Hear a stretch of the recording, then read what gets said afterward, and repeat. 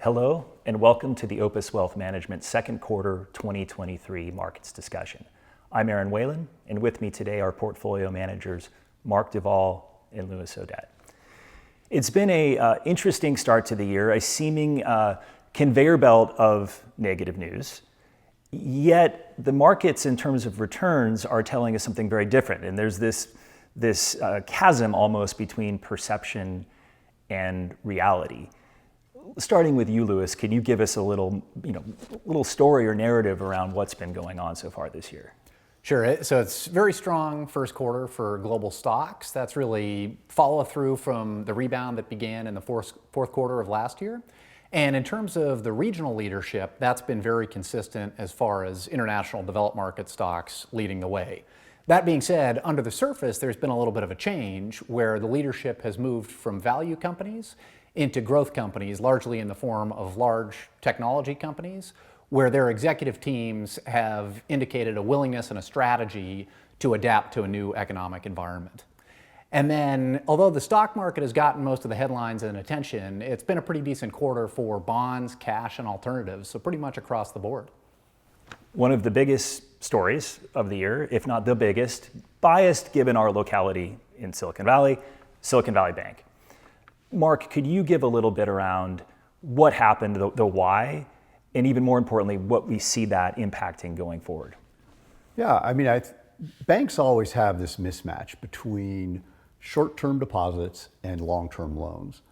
In the case of Silicon Valley Bank, with reduced regulation coming from 2017, they and the massive growth that they had in 2020 and 2021, they ended up investing a lot into long-term US-backed bonds. Well, interest rates rose last year. And so while they hadn't marked that to market on their books, when the VC cycle changed and cash started to be withdrawn, deposits leaving in order to pay for payroll and various other things with the companies, then all of a sudden there was a cash crunch. They had to sell bonds and there was no equity left in the bank. It's been contained because it's of those unique aspects of Silicon Valley Bank and because the government stepped in to really back all depositors.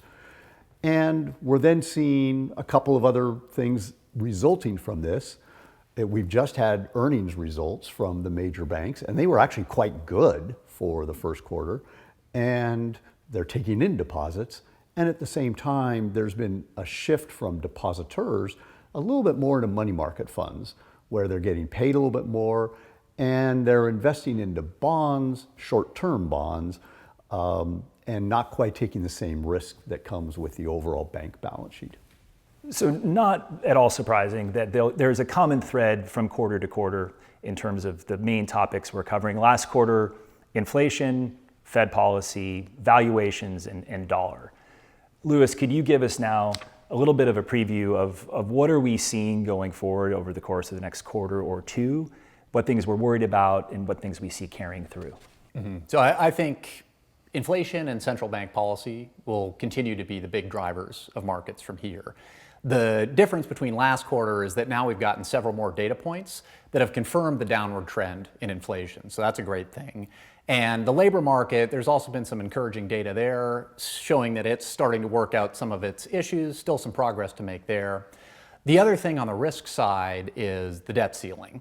So very difficult to analyze the political considerations at work there, but that is sort of a low probability, high impact event that is becoming closer. And then, of course, given the rally that we've seen in the stock markets, valuations, which had been around fair value coming into the year, have gotten a little bit more expensive, particularly in the US. That being said, there's some interesting dynamics at work internationally. So, Mark, maybe you can talk a little bit about what's going on overseas. Yeah, I mean, we've long had a situation in which international stocks have been less expensive than US stocks. This is one of the first times, though, when earnings are rising overseas while they're actually declining a little bit in the United States. And so that valuation differential is looking more appealing for international stocks. At the same time, there's always the question of, okay, what exactly is going to happen with the dollar? But the dollar tends to be a little bit on the richer side relative to its historic periods. And so if there's a little bit of decline in that, that will tend to help US investors' returns from international stocks. At the same time, we then have the geopolitical risks. And I mean, there's still war in Europe right now. And while it ebbs and flows a little bit, it's been over a year that Russia and Ukraine have been at war. And then we're also seeing a much more muscular Chinese foreign policy, a little bit more threats towards Taiwan, a little bit more military advancement in the oceans, and a kind of a simmering trade battle around technology with the United States. That's a little bit that's kind of the worry out there, if you will, that might heat up a little bit more. So Louis, with that backdrop, can you speak to current portfolio positioning and maybe a little primer on what might have transpired over the course of the year to date, if you will, as well as anything that may be in the offing in the next couple of quarters? Sure. So a few weeks ago, we finished rebalancing client portfolios. We typically do that once a year. And the major asset allocation shift that we made is taking some of the overweight that had built up in alternatives because they outperformed last year and putting that back into public stock and bond markets. So we did that through a dedicated short-term bond position to capitalize on the fact that short-term bonds are paying higher interest rates than long-term bonds at the moment, which is unusual. And then through an option strategy in the US stock markets that provides some downside protection. And so I wouldn't anticipate any immediate changes given that we've just gone through that whole process. That being said, we will have some decisions to make in the next several months or so around those positions. And some of the things that could cause us to reallocate are if we do see a normalized yield curve where longer term bonds start paying higher interest rates than short term bonds, or if we see some changes in the options market and the equity markets where stocks are more attractively valued and volatility comes down, making that downside protection a little bit more expensive on a relative basis. Well, thank you both for sharing your perspective today. And thank you to everyone that joined us. We look forward to our conversations and meetings in the coming months and hope you have a great summer.